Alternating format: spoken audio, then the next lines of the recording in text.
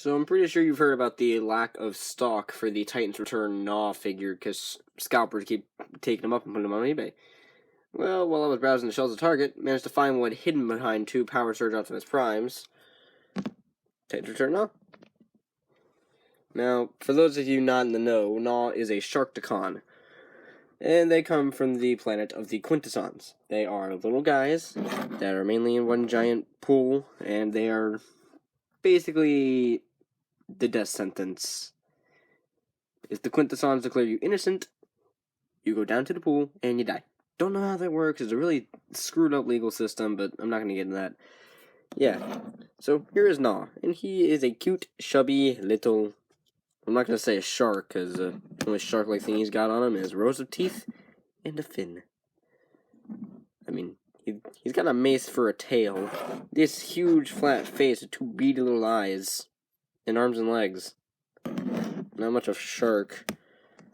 It's one like, I mean, looks like he has peas for eyes. It's like a combination of a shark and some kind of insect. And maybe a sea monster. Who knows? But yeah. Getting in close on the head sculpt, and ain't it just cute? Look at this guy. He has these huge big eyes and this giant mouth. It's just, I crack up every time I see it. It's adorable. But yeah, he is pretty small. I mean, for comparison, here he is next to Backstop from Transformers Cybertron, and he is noticeably shorter than Backstop. And here he is next to Skull Smasher. Yeah. I don't think we ever saw the Sharkticons and Skull Smasher side by side, so who knows how well these guys scale with each other, but they're supposed to be much bigger. So yeah, articulation, lower jaw can move a bit, but the more you open it, the more it kind of gets a little bit, and you can kind of move the upper jaw, but it's pretty useless. You got forward and back in the arm joints. The hips, you got this hinge for transformation that goes side to side, go back and forth. Ball joint in the hip, and a ball jointed knee, and no movement in the tail. The tail does come off and form his mace weapon, but this is the only place you can store it unless you feel like plugging it in the hands. Speaking of which, he's got visible hand syndrome. They're just right there, plain and obvious, bright as day, and it's kind of annoying. Speaking of annoying, see that? You see the gap going through his head. He's got no brain. There's no eyes. I mean, you really just eye films, like the little film over your eyes. And you can see straight through his mouth. Just got this huge ugly gap going along his back, which reveals the post. And the fin does kind of help to cover it up a bit, but yeah, and then that. But yeah, what are you gonna do? He's cute. Now, he does have another function, and as I remove Skull Smasher's Titan Master, this is always going to be Titan Master integration. But where are we going to store the Titan Master? Because as you can see, there's no place for him to plug in. You can't just lift this up and, oh, head isn't in the cockpit at all. There's nowhere to put it. And there's no pegs either, so you can't, like, plug him on here or here. I mean, I guess you could put him in his hands if you wanted him to hold the head, but I wouldn't recommend that, because you'd scratch the paint.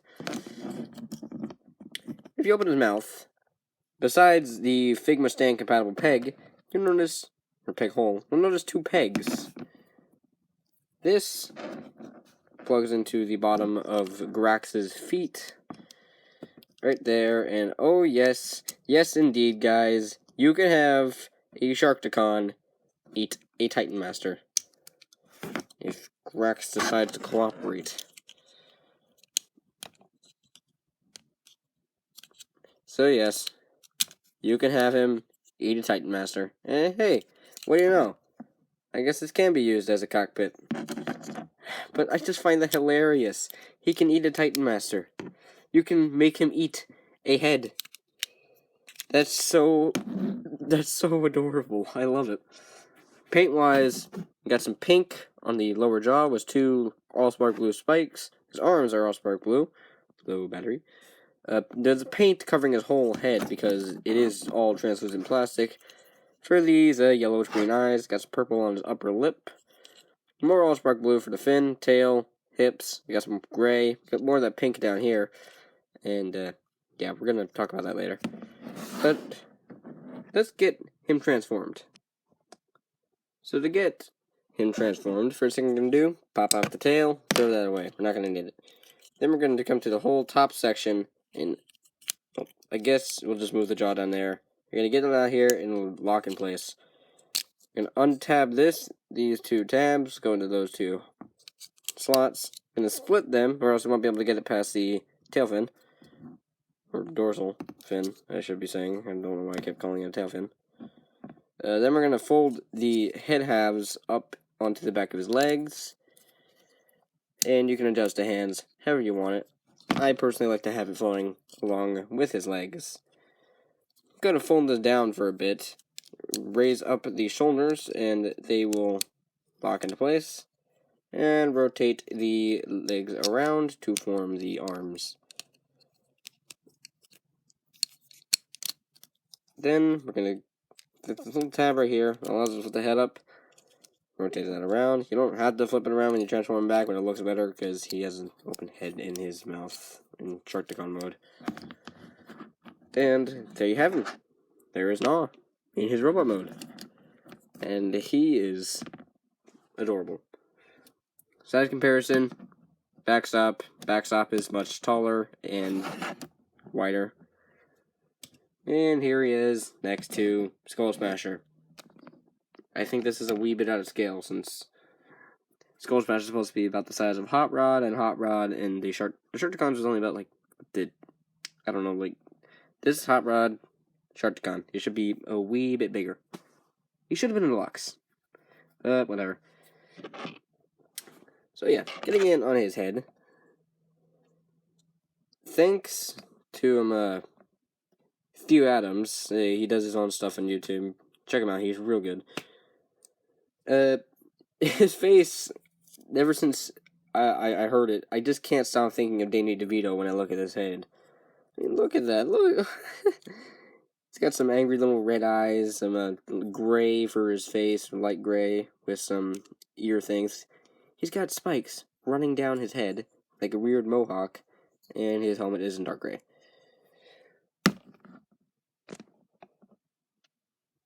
So, what can we do for play value?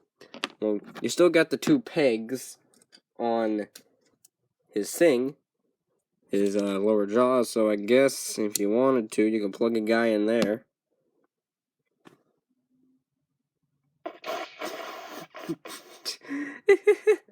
Oh god, that looks stupid. Oh. Oh no. That's not good. Tight pegs. That's not good at all. So besides that, he can also hold his mace in a few spots. He can hold it in his hand, which looks stupid. But, I mean, he can hold it underslung like a tonfa, which works a bit. Like, you can totally imagine him flinging this around. Or, you can plug it into the bottom of his foot, his beast mode foot. So, you got that. Some bit of striking motion. Right. Oh, that's completely off camera, right there. I am sorry for that. But, you probably noticed by now, he's got some awkward positioning on his limbs. Like, here's his arm, there's his elbow. It's had a permanent bend, and this is the straightest you can get it, and it doesn't look any good. Same with his hips. As you notice, his legs curve forward. Alright, well, I'm gonna try to fix that. These don't bend any farther forward. That's about it. These things like to come intact. So, yeah, this has been a major complaining point with this figure, and I do have a little bit of issue with it, but I don't know, it's warmed up to me. So, let's give him back his mace, because he looks adorable with it. It doesn't look like it can hurt people that much, because it's all spark blue. It's bright baby blue. So yeah, articulation, head, does the full Lexus 180, ball jointed shoulders, ball jointed elbows, nothing in the wrist, nothing in the waist, got some ball joints in the hips, which are really, really limited when it comes to this motion. And about that much in the knee. It's not 90 degrees, because that's it straight, and that's it bent. And I guess you can still move the arms around so you can have literal ankle biters, because he's got the jaws in the back. Ankle biters. Ugh, this thing is just so adorable. Paint-wise, you still got the jaw on him. I already covered the face. Nothing on the arms. The chest, it's got a Decepticon symbol and some purple around his abs, or I should say flab, because if you notice, he's a bit fat, which helps bring out the Danny DeVito look a little more. Still got the pink in his thighs, which was his rear end, and he's got some new blue toes.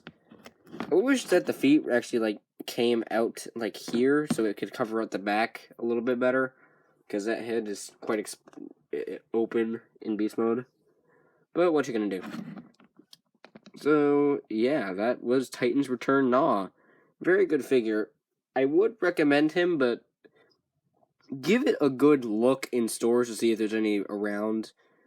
Because I wouldn't recommend going to the scalpers immediately. Use that as a last resort. Because I've seen these guys go up from like 30 to 40 bucks on the internet. Because they're scalpers. If they're not scalpers and they're just trying to sell the product, these things are so rare. The come by nowadays, it's like the original G1 toy. They're really hard to come by. History has odd ways of repeating itself. So, yeah. Titan Return Gnaw. Definitely would recommend him if you can find him. 953, rolling out, and I might not make videos for a while because I think I'm getting sick.